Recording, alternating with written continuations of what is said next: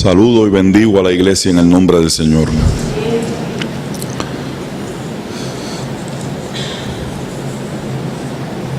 Nuestro hermano Héctor Torres,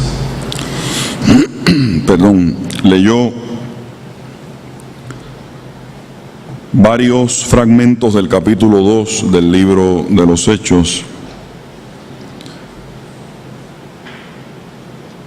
que quisiera que los tuvieran presentes a la hora de escuchar lo que les quiero compartir en esta mañana. Y solamente de todo eso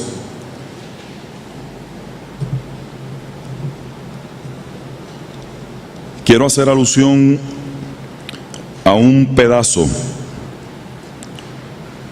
del verso 14 que solamente quiero que lo escuchen en este momento. Esto es luego del momento en que ha ocurrido lo que se conoce como el Pentecostés per se, y había mucha gente que estaban burlándose de las personas que habían recibido este don, planteando que era que estaban borrachos. Y en el verso 14 dice: entonces Pedro, poniéndose en pie con los 11, alzó la voz y les habló. Entonces Pedro, poniéndose en pie con los 11, alzó la voz y les habló.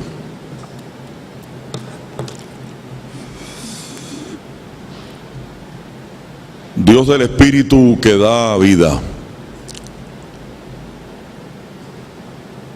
te ruego con todas las fuerzas de mi vida que las palabras que salgan en este momento de mi boca, que tú bien sabes que son el fruto de las meditaciones de mi corazón y de mis diálogos contigo y conmigo mismo, que esas palabras que salgan de mi boca sirvan de luz, de bendición y de desafío, de salud y de gracia a esta congregación que tanto tú amas y que yo también amo.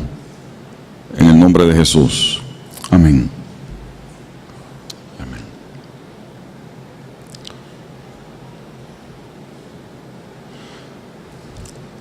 Tal vez movido por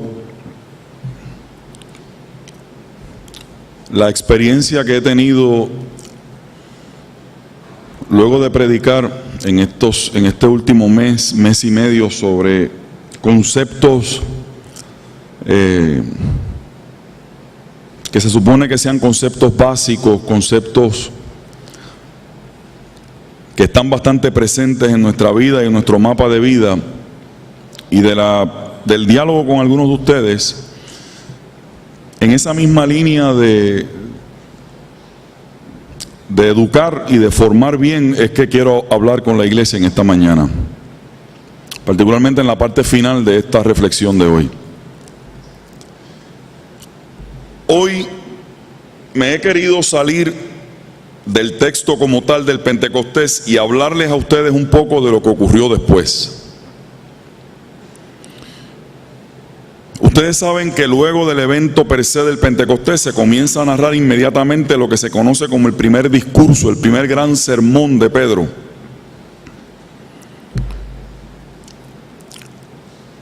Y quiero hacer hincapié con ustedes en esa frase, en esa cláusula ahí que está dentro de esa oración del verso 14, poniéndose en pie, refiriéndose a Pedro. Y Pedro con los 11. Y lo que quiero es, hermanos y hermanas, que cada persona que ha llegado hasta este recinto en esta mañana salga de este lugar, o por lo menos eso es lo que intento, ¿verdad? Que salga de este lugar de alguna manera entendiendo y experimentando de una forma concreta y tangible, que lo pueda ver de una forma concreta y tangible en su vida, la acción del Espíritu Santo. Este Espíritu del que se ha hablado tanto, ¿verdad?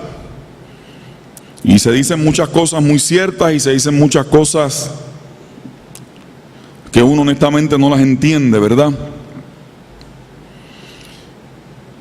Y yo encontré ese propósito pedagógico que latía en mi corazón. ¿Qué yo le puedo decir a la iglesia? Que no sea otra vez hablar del evento per se del Pentecostés y cómo el Espíritu los capacitó para que se pudieran comunicar. E hice un repaso de todas las cosas que durante estos años yo les he dicho a ustedes sobre el evento del Pentecostés, y encontré lo que estaba buscando en esa frase. Cuando dice que Pedro se puso en pie, y se pone en pie Pedro principalmente, o por lo menos la impresión que se da de primera instancia es que Pedro se pone en pie porque va a reaccionar a la acusación de que él y los demás están ¿qué? Están borrachos.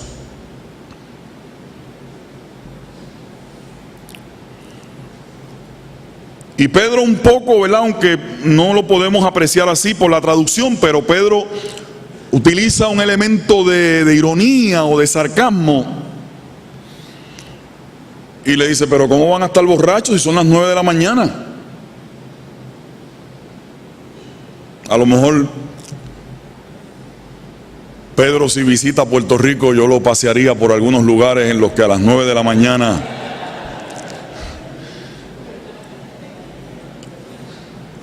yo le podría enseñar a algunos compatriotas nuestros que a esa hora ya están bien llenos de mosto. Pero ese no era el caso, ¿verdad? Perdónenme esa alusión tan callejera, ¿verdad? Pero la verdad es que yo paso por esos lugares y lo único que me pregunto es ¿cómo pueden? Y Pedro se pone en pie para reaccionar, en primer lugar, a esa burla, a esa acusación falsa de que se trataba de un asunto al que no había que atender porque estas personas, ni había que prestarle ninguna atención porque estas personas eran unos borrachos.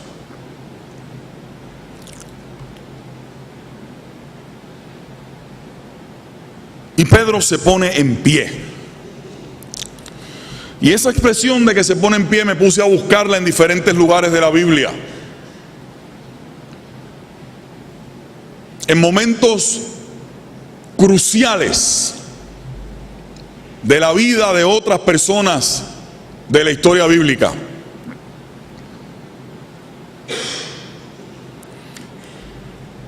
Y descubro 2 y hasta posiblemente 3 significados que quiero compartir de manera muy pastoral y muy sencilla, muy evangélica con ustedes en esta mañana.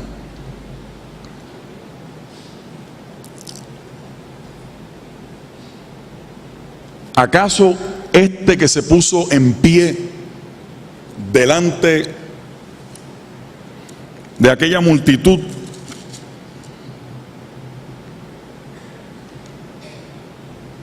principalmente de los judíos que estarían allí acusándolos a ellos de que estaban borrachos, de los judíos que seguían con el coraje y que seguían con la cuenta pendiente de lo que había ocurrido con Jesús de Nazaret? Pregúntese usted eso.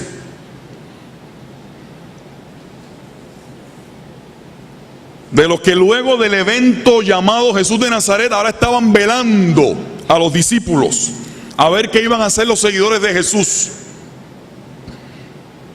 ¿No estarían esos también allí? Este Pedro que abandona la comodidad del silencio y que pudo haber pasado con ficha el asunto, Pedro se pone en pie. Este no es el mismo hombre que con los otros, con esos mismos 11 con los que se pone allí en pie. Estos no eran los que estaban encerrados en una casa, en un cuarto por allá oscuro, con las puertas trancadas, según relatan los evangelios. Ese lugar que algunos evangelios, en algunas versiones de la Biblia, llaman el cenáculo. Encerrado en el cenáculo, lleno de temor, de incertidumbre, de miedos, ante la posible reacción de los judíos que estaban buscando el paradero de los discípulos y de los amigos, de los seguidores de Jesús.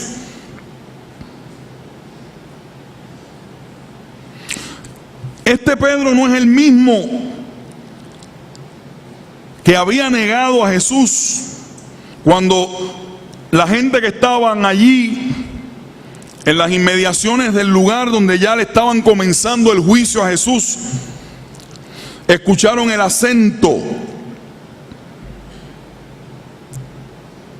galileo de Pedro, y que luego de haberlo negado se había ahogado en sus propias lágrimas por la agonía de sentir que había traicionado a aquel que era su amigo, por quien él había asegurado dar la vida. Que estaba encerrado por miedo, frustrado, ahora, no obstante, en virtud de la recepción y de la recepción del Espíritu, de ese evento de derramamiento del Espíritu, mismo, a quien la Escritura nos describe en otros momentos de las formas que acabo de relatar, es el mismo que ahora se pone en pie. Porque para Pedro el Espíritu Santo supuso la recuperación, y lo quiero compartir con ustedes tal y como lo medité. Este ser humano ha recuperado la dignidad propia del seguidor de Jesús. Este ser humano ha recibido de Dios un don, que es lo que celebramos, lo que conmemoramos en esta mañana. Ha recibido de Dios un don que le ha permitido darse una mirada, que le ha permitido darse a sí mismo una mirada distinta. Y el que antes estaba encerrado por temor y ahogado en sus propias lágrimas, ahora se pone de pie porque ha recuperado la dignidad y el valor que tienen aquellos que toman conciencia de que son hijos de Dios y seguidores del Maestro.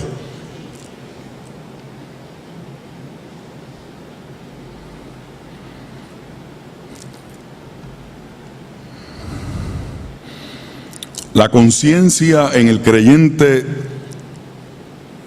de que Dios, como lo había planteado el profeta Joel, y por eso fue tan importante esa conexión que el hermano director del culto hizo, leyendo tanto el relato de Joel en conexión luego con el relato de los Hechos, porque el relato de los Hechos hace una alusión directa a lo que había dicho Joel. Derramaré mi espíritu sobre quién. Derramaré mi espíritu sobre qué. Derramaré mi espíritu sobre quién. Sobre toda carne.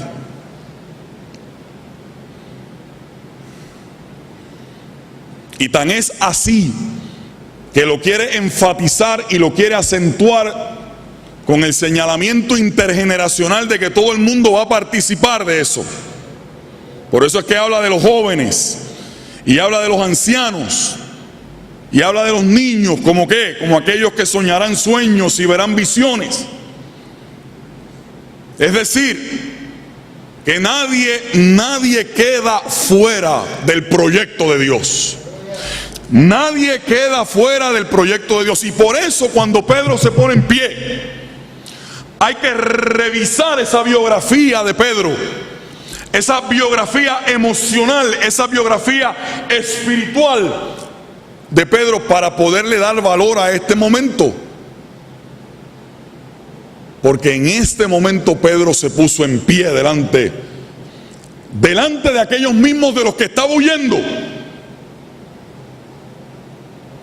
Delante de aquellos mismos que cuando le dijeron, pero si tú eres uno de ellos, porque el sonsonete de la voz tuya es como la de él,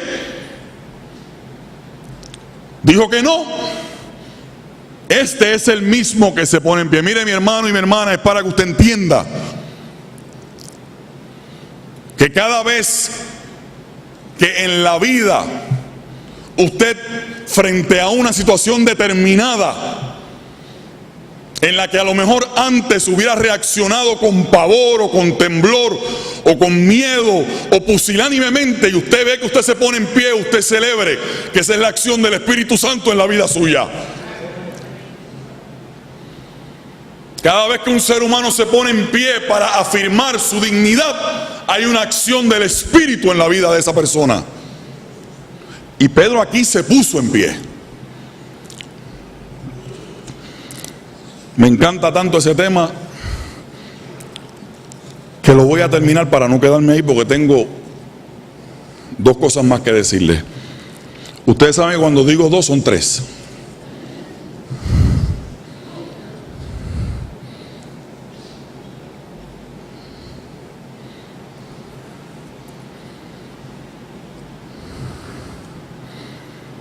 Y me dio con seguir buscando.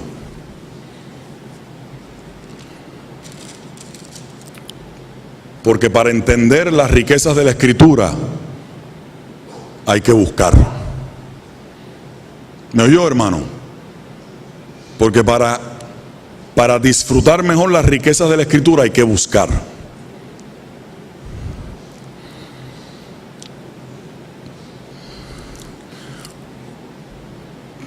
Cuando en el capítulo 24 del Evangelio de Lucas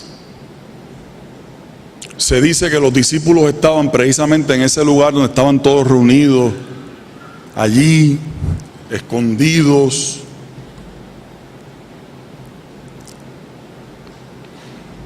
ahogados por el temor, inundados por el miedo, anegados en esa sensación de frustración y de impotencia que les había sobrecogido, que les había invadido, que se había apoderado de su ser entero. El texto dice que estando ellos allí,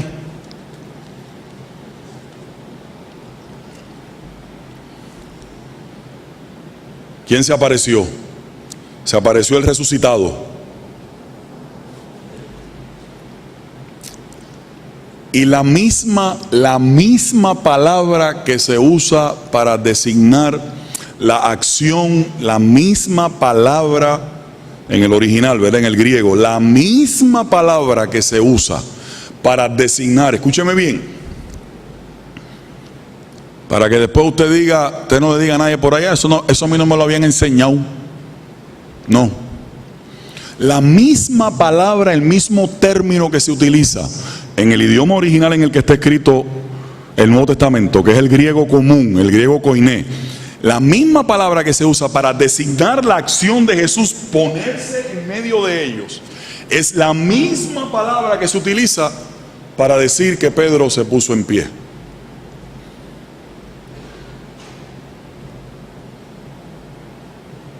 Y si acaso alguien dice, el pastor nos está tirando un fake, la palabra istemi. Y lo importante de que sea la misma palabra, hermanos y hermanas, es decirles a ustedes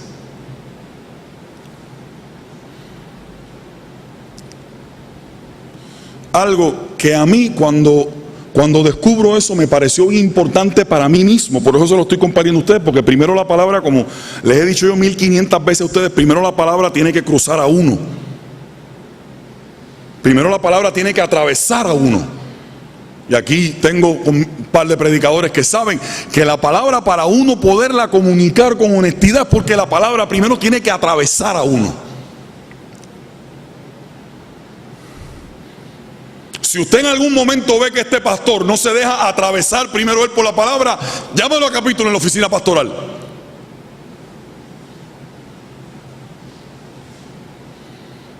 La palabra tiene que, primero es a uno es que lo tiene que atravesar primero. Y cuando yo veo que es la misma palabra que se usa para designar la actitud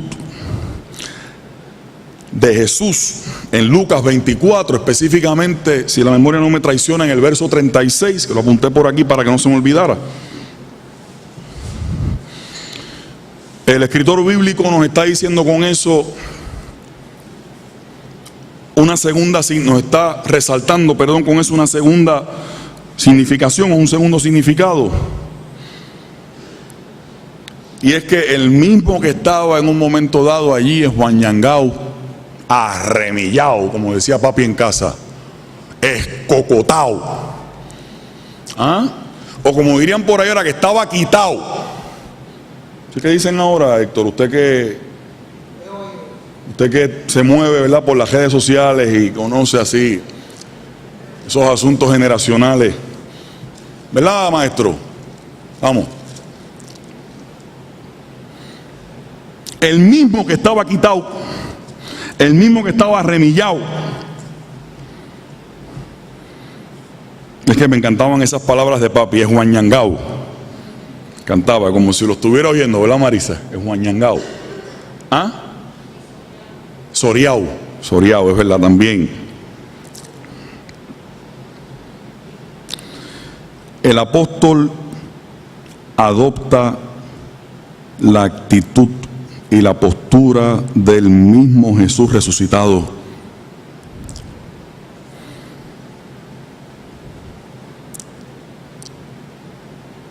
La presencia del Espíritu Santo fue tan real en la conciencia y en la vida del apóstol, que el apóstol cobró conciencia de que esa era la actitud y la postura de Jesús, y él también la asumió.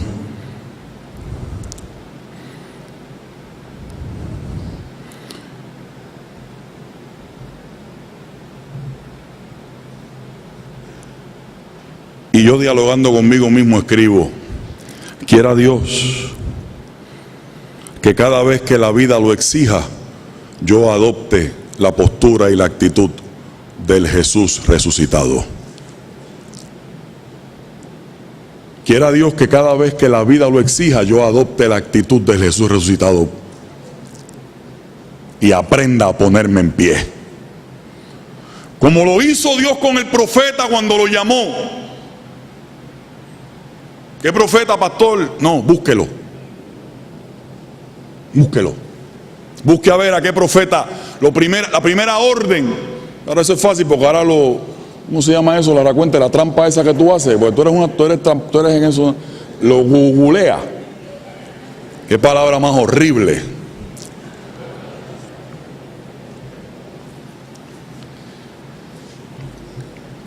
Señor, reprenda la desvirtuación del español. Pero ¿qué vamos a hacer, verdad? Es así, es googlea, no es googlea. Es un verbo y está aceptado. Y no me diga que está aceptado. No, todavía.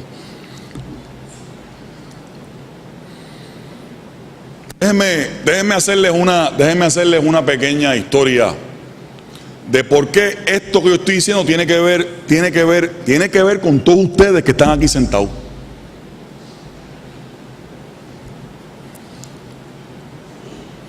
Rapidito con la historia. Cuando en el 1933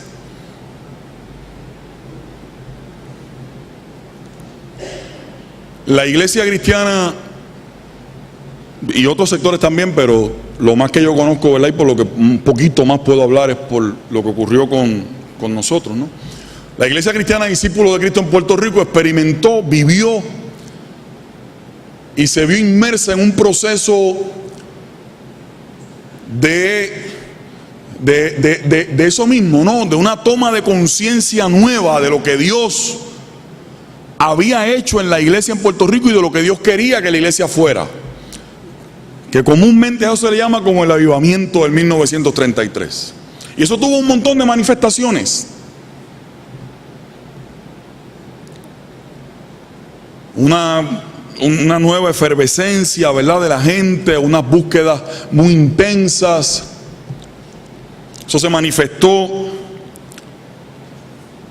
eventualmente, no en ese mismo momento, pero eventualmente tuvo implicaciones sobre todo lo que tenía que ver con la educación, con la misión de la iglesia. Todas las áreas de la vida de la iglesia se vieron afectadas por ese evento y marcaron una pauta importante en la identidad nuestra como iglesia en los años por venir.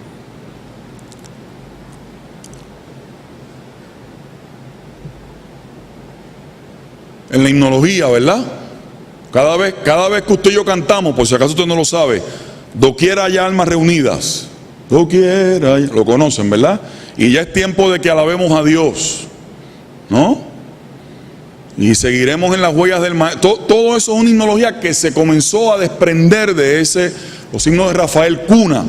Toda esa himnología bella que nosotros todavía cantamos en el día de hoy se desprendió de esa experiencia, ¿no? Fue consecuencia de esa experiencia.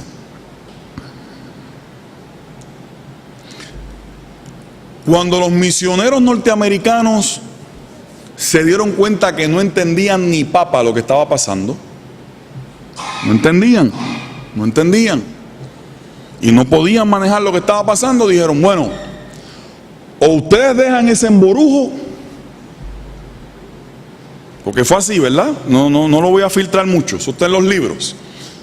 Además, esa historia yo la escuché porque la seguía preguntando y preguntando 400 veces antes de leerla.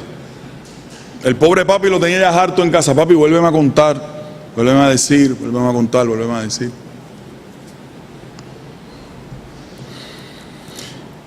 Y cuando los misioneros norteamericanos ya no encontraban qué hacer con estos puertorriqueños que estaban así como soltándose, ¿no?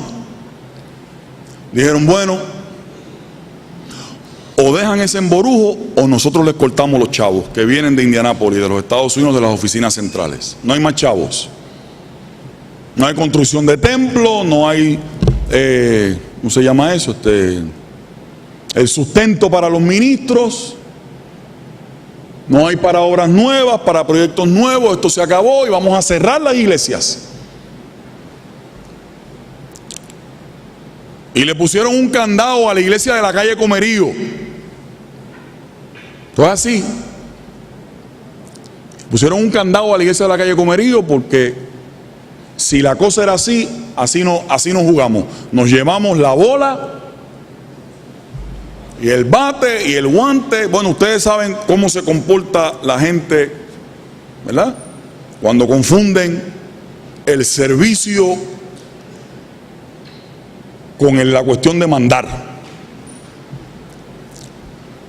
Suerte.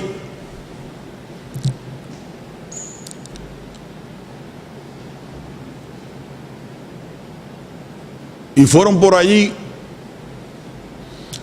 unos individuos, entre ellos Vicente Ortiz Santos, que yo lo conocí, y Salvador Guardiola, que también yo lo conocí. Tuve la dicha de conocerlos a los dos. Y por esas cosas de la vida, uno era mi abuelo paterno y el otro era mi abuelo materno, así que no me pude escapar de eso. Y fueron allí a la calle Comerío, al portón de la calle Comerío, y rompieron el candado y entraron a la iglesia. Y los llevaron donde el juez.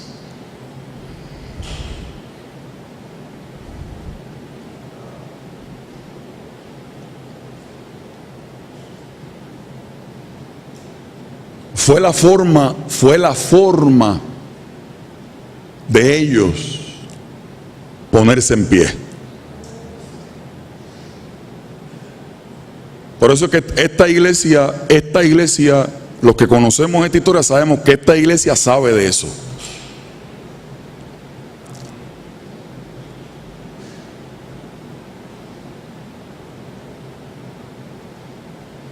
Por eso uno le está curioso cuando la gente ve que uno asume ciertas posturas, pero si es que eso fue lo que nosotros aprendimos, eso está en el DNA nuestro.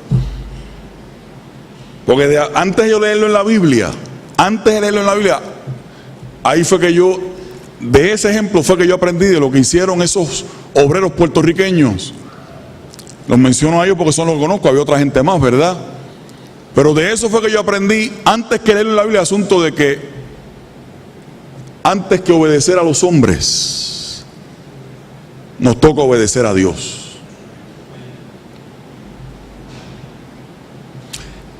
Y el apóstol Pedro, aquí, discúlpenme. El apóstol Pedro se pone en pie frente a todas esas personas que significaban esos recuerdos amargos y esos amarres emocionales de otros momentos de su vida. El apóstol adopta la postura del Jesús resucitado. Vuelvo y repito, quiere el Señor que cada vez que la vida lo exija, usted y yo adoptemos la postura del Jesús resucitado. Esa es la segunda cosa que quería decir. La tercera cosa que quiero decir es esta.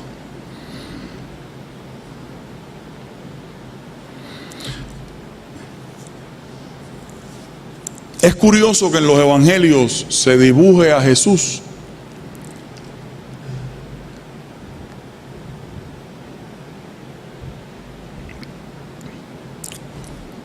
la palabra no es que es curioso, es de notar que en los evangelios se dibuje a Jesús. Cuando va a dar algún discurso, Jesús se sentaba. De hecho, se dice que en un momento dado, ¿verdad?, cuando iba a sentarse, fulano de tal o perenceja de tal, se sentaron a los pies de Jesús. Se sentaron a los pies de Jesús, porque la postura, esto es para que, ¿verdad?, para que otra vez, para que ustedes no salgan por ahí y venga alguien a meterles un cuento. Porque la postura tradicional del maestro judío para impartir una enseñanza importante era la de ¿qué? Era la de sentarse. Aquí Pedro se pone en pie.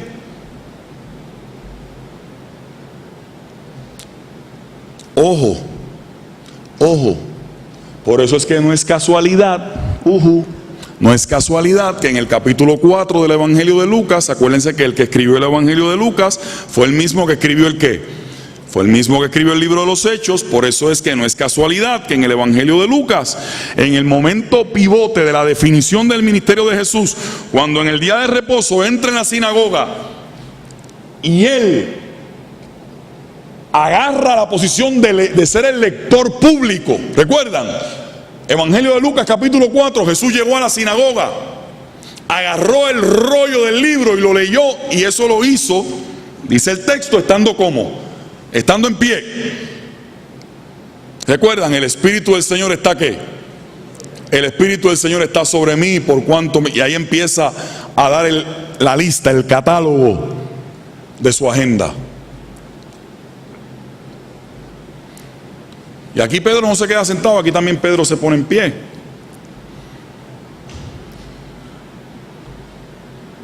Recordemos que Lucas, hermanos y hermanas, está hablándole principalmente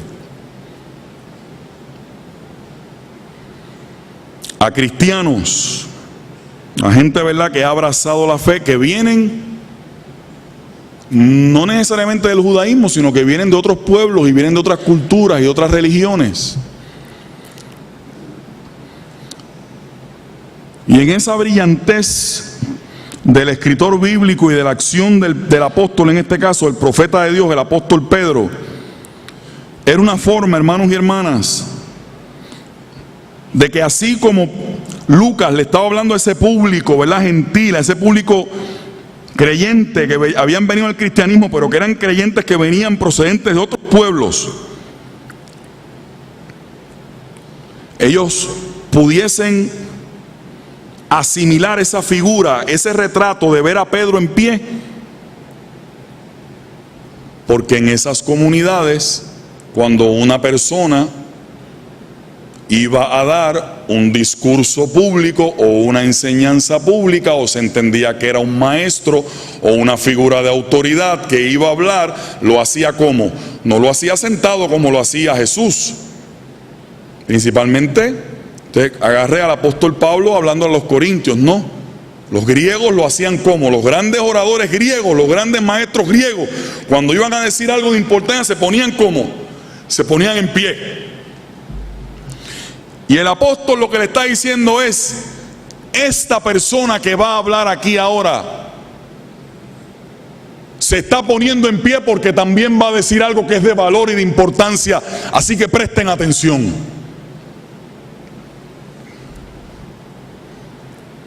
Así que es una forma también brillante del escritor bíblico conectarse con ese mundo al que le está hablando. Fíjense cómo el Espíritu Santo nos ayuda a ser pertinentes. Nos ayuda a ser, más que la palabra pertinente, nos ayuda a ser acertados. No solamente con lo que vamos a hacer o con lo que vamos a decir, sino la forma en que lo vamos a hacer. Si usted me ha estado escuchando, fíjese que he dicho 3 cosas del Espíritu Santo que no tienen que ver con cosas misteriosas ni con ritos extraños para recibir al Espíritu Santo, ni ninguna de esas cosas, ¿verdad? Que no voy a dar los ejemplos ahora porque no quiero que nadie vaya a pensar que me estoy burlando. Pero yo me crié en algunos momentos viendo eso y siempre me quedé con la preocupación de ver esas deformaciones con respecto a la figura y a la acción del Espíritu Santo. Pedro, cuando usted quiere certificar la presencia del Espíritu Santo en su vida, usted se pone en pie frente a la adversidad. Y usted adopta la actitud de Jesús, el del resucitado. Y usted se hace pertinente y acertado en lo que hace y cómo lo hace.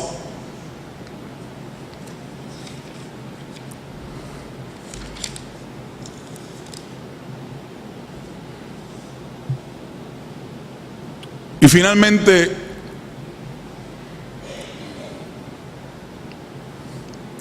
lo que aquella gente recibió fue un carisma. Esa palabra que tanto hemos escuchado y que tan manoseada y mal utilizada también ha sido. Así que termino con una nota educativa para el que la quiera recibir. Se la pongo ahí en la mesa de su vida. Usted hace con esto lo que usted quiera.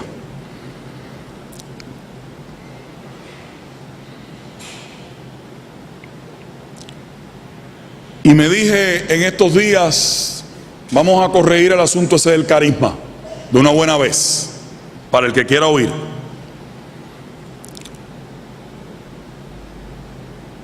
El carisma, hermanos y hermanas, es un término de origen griego que significa, escuche bien qué belleza, significa don gratuito. ¿Me oyó bien, verdad? Don gratuito. El carisma es un don gratuito.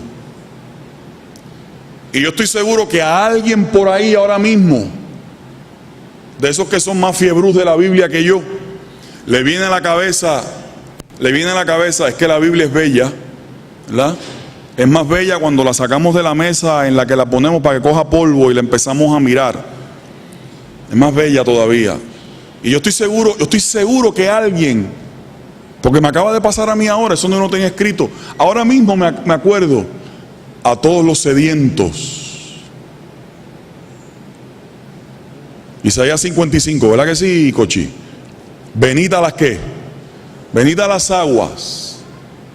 Y ahí dice qué cosa, que vengan y compren sin dinero y sin qué, sin dinero y sin precio, la gracia, lo gratuito.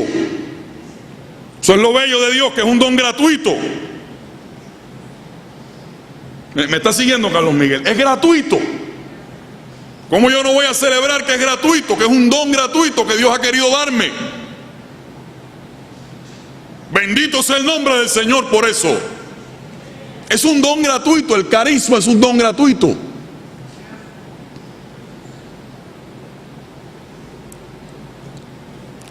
Tengo que avanzar. El Nuevo Testamento en distintos momentos enumera y va nombrando los dones que el Espíritu Santo regala a cada persona para que pueda ejercer un servicio determinado, en este caso en la comunidad cristiana. El primer don o el primer carisma, recuerde, carisma, don gratuito, ¿es qué cosa? Es el mismo Espíritu.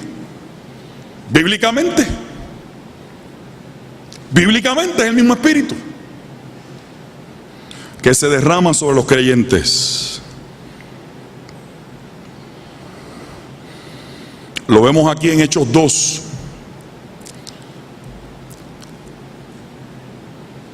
Segunda de Corintios.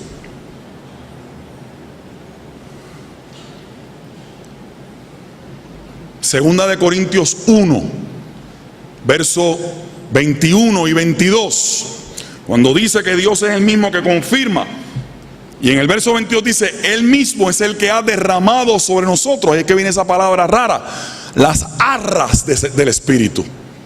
Ahora referimos a los dones del Espíritu, a las herramientas del Espíritu.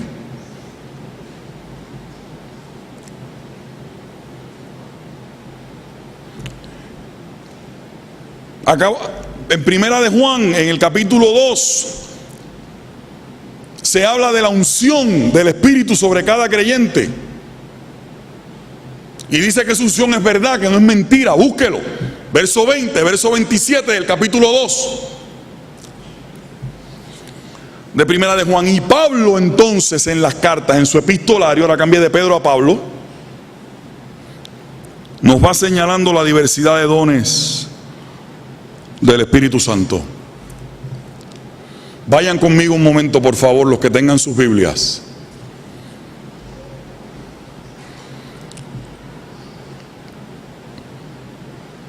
O la abren o la prenden, ¿verdad?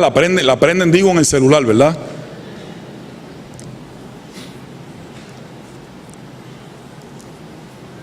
Estaba dando el curso en el seminario, Jerry, no sé si te pasa a ti. El curso en este semestre en el seminario, y el primer día que voy a discutir un asunto, digo, bueno, en sus Biblias, y yo, tú sabes, imagínate, all timer, ¿qué te ha pasado a ti? Yo busco la Biblia y yo los miro a ellos y les digo, compañero, por favor, la Biblia.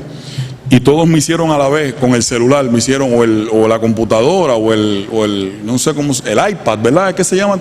Todos me hicieron, profesor. Yo, bueno que me pase por Shrek.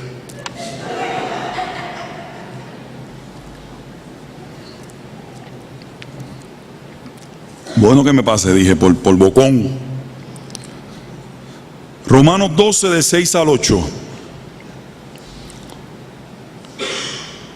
Alguien búsqueme, no, en serio, esto lo vamos a hacer ahora para terminar. Alguien búsqueme Efesios 4, solamente el verso 11 para no cansarlos. Estas tres citas las apunté, porque estas no quería que se me olvidaran. Romanos 12, del 6 al 8. Efesios 4, 11.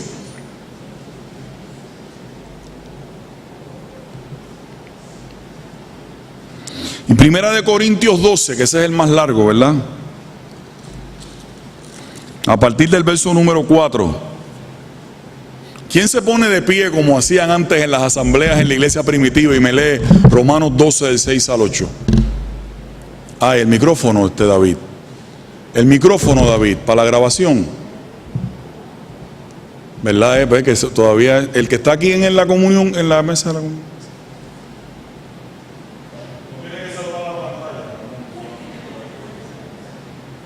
Romanos 12, del 6 al 8.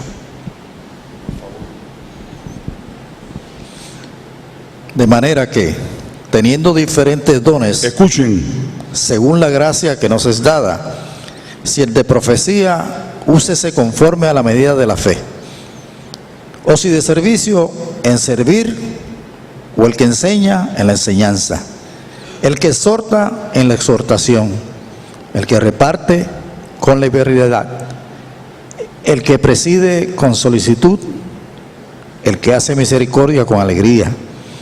El amor sea sin fingimiento, aborrecer lo malo, seguir lo bueno, amaos los unos a los otros con amor fraternal, en cuanto a honra, prefiriéndoos los unos a los otros. En lo que requiere diligencia, no perezosos, fervientes en espíritu, sirviendo al Señor, gozosos en la esperanza, sufridos en la tribulación, constante en la oración. Aguante En la primera partecita que el hermano Ramón Erazo leyó, en la primera parte nada más, aparecen 6 dones. Y esto no es para que ahora usted haga una lista enciclopédica, ¿verdad? Porque lo que nos está diciendo el texto es que hay muchas manifestaciones, eso es lo importante. Son muchas manifestaciones. Efesios 4:11, ¿alguien lo tiene? Pásele por favor por favor. Necesito a alguien con 1 Corintios 12, del 4 en adelante. Ángel, Efesios 4:11. Y él mismo,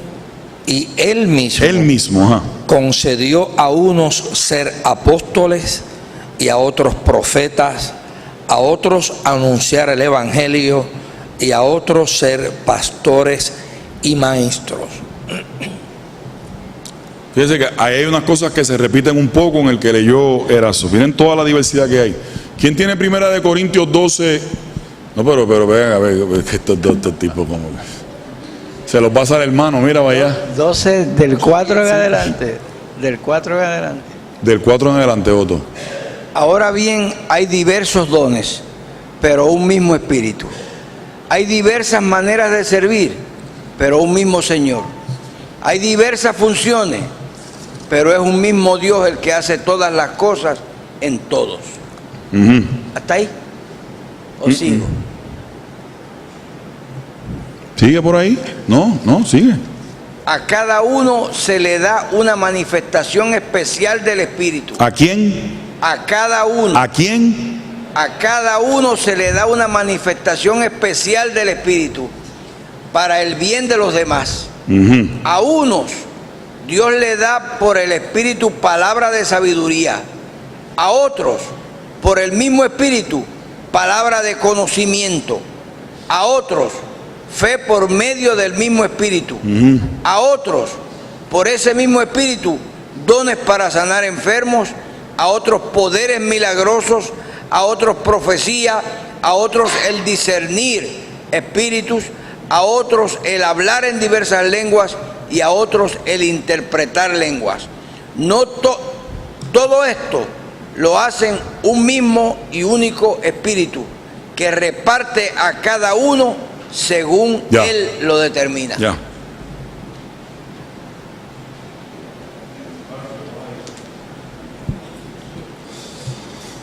El pastor termina diciendo en esta mañana que quise hacer ese ejercicio con ustedes de buscar esos textos. Eso es nada más, podemos buscar otros más.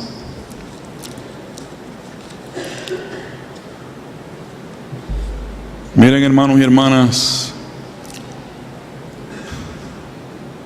gócese y alégrese porque por cuanto usted ha creído en el Señor, usted ha recibido el Espíritu Santo. Y en alguno de esos lugares y escenarios que han leído Ramón o Ángel u otro, y de otros más que hay en el texto bíblico, usted se puede ubicar.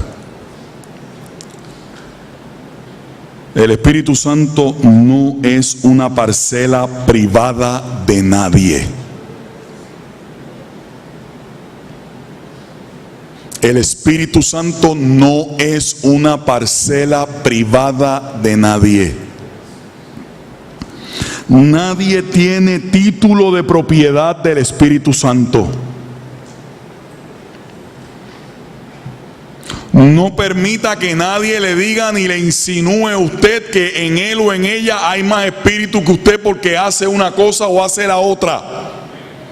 Porque el texto bíblico registra en igualdad de condición de dignidad todas las manifestaciones del Espíritu. El Espíritu Santo es la fuerza activa de Dios, la manifestación constante de Dios en medio nuestro, que cumple múltiples funciones en nuestra vida. Todas ellas nos ayudan a entender el propósito de Dios en nuestra vida y todas ellas nos ayudan a bendecir a otras personas. Ese es el Espíritu que queremos. Ese es el Espíritu Santo que Dios nos ha dado. El que Él mismo dijo que iba a ser derramado sobre toda carne.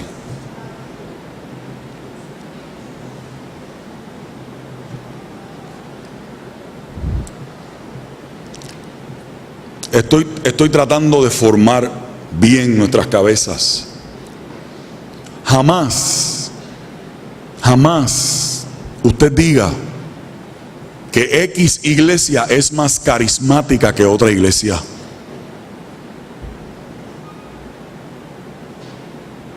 Porque estamos desvirtuando la definición bíblica de lo que es el carisma. El hecho de que hayan diferentes climas de adoración. Climas de adoración es otra cosa totalmente distinta a lo que es el carisma. Y no estoy diciendo que es bueno, que es mejor, no. No confunda lo que son climas de adoración con el carisma. Por favor. Porque toda iglesia que está constituida por creyentes es una iglesia carismática. En tanto y en cuanto en la iglesia se manifiestan los dones del Espíritu. Que en unos lugares se acentúan unas cosas o en otros lugares se acentúan otras. Así es la diversidad humana. Celebrémosla. Pero no convirtamos esa diversidad en una jerarquía para decir que unos son mejores que otros o que unos tienen más que otros, y a veces nosotros mismos replicamos esos disparates y esas barbaridades.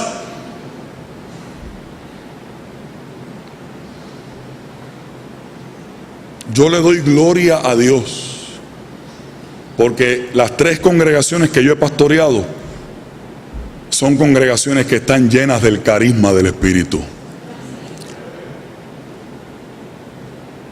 Porque ahora mismo que los estoy mirando a ustedes, hermanos y hermanas, aquí yo estoy viendo en los rostros de un montón de ustedes, de todos ustedes, ahora mismo estoy viendo todo eso que se leyó en esas 3 lecturas bíblicas, lo estoy viendo en el resumen y en los rostros de la gente de esta iglesia en quienes yo he visto esos carismas del Espíritu. Y estoy seguro que si le pregunto a este hombre que está aquí, lo vio en Villa Las Lomas y lo vio en Jardines de Caparra y lo vio en Dorado Pueblo y donde quiera que Dios lo ha llevado, también lo ha visto. Porque nosotros podemos decir sin orgullo vano, sino con orgullo sano, que nuestras iglesias participan del don del Espíritu en igualdad de condiciones que cualquiera otra. Porque la manifestación es diversa, pero Dios es ¿qué? Pero Dios es el mismo. La manifestación es diversa, pero Dios es el mismo. Vamos a la mesa de la comunión, hermanos y hermanas, y que Dios nos bendiga. Le pido a los ancianos y a los diáconos que vengan